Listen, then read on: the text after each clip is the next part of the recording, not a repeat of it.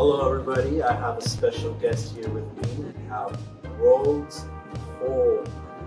We will be interviewing Rhodes and talking about your newest album that you just released. You have 3 studio albums. Yes, I've been working on this album all year, the whole of 2021. It's basically in the point of view of me as a pilgrim, but back in the 1620s when they were coming across on the Mayflower. My idea was to kind of gain that experience in some way as like a musical almost soundtrack to like their experience from coming on the Mayflower, leaving everyone they loved behind, their family and everything, to come find like this new world that probably didn't even exist. What happens in the album is basically the pilgrim lands into the new world at Plymouth Rock, and he comes across the local Native Americans there, the tribes that were there, and so he becomes under the influence of their psychedelics like peyote and such. And so he goes through this whole like psychedelic transformation of his ego, basically. Interesting. Of discovering like basically who he is and like he's trying to figure out what's going on. How much are you similar to this character on the album? Yeah.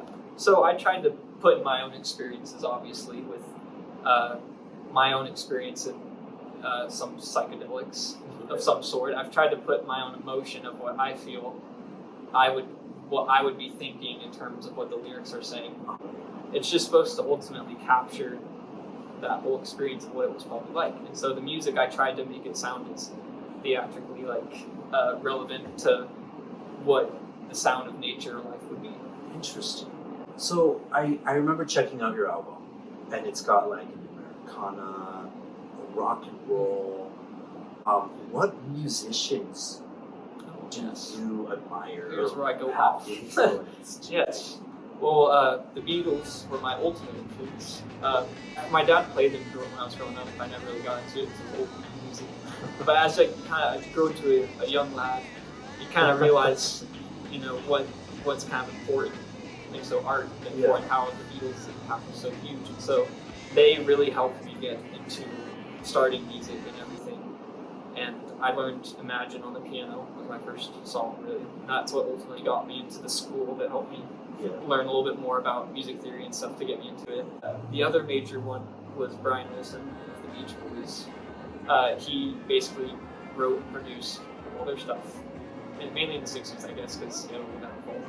But his 2 albums, Pet Sounds and the Smile Sessions, definitely influenced me on like anything.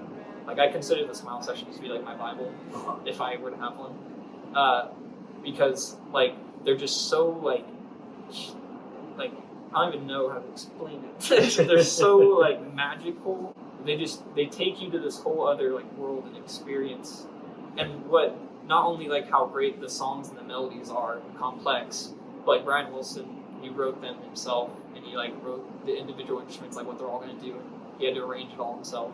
And so I take that as kind of inspiration for me because I do it all myself. And so it kind of helped me realize like, hey, you can do it yourself too if he can. What do you plan to achieve 10 years from now?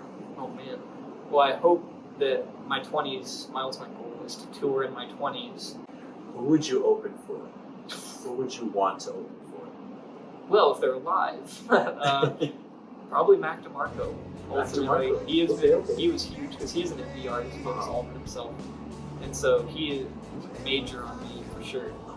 Mac DeMarco, that's great. Well, thank you so much, Rhodes. Thank you. This was great. A pleasure interviewing you. Thank you. As of you, well, with your success and everything. Yes, you sir. As well. Check out his album. It's on iTunes. It's on Spotify, YouTube. Rhodes Holt. Thank you. Yes.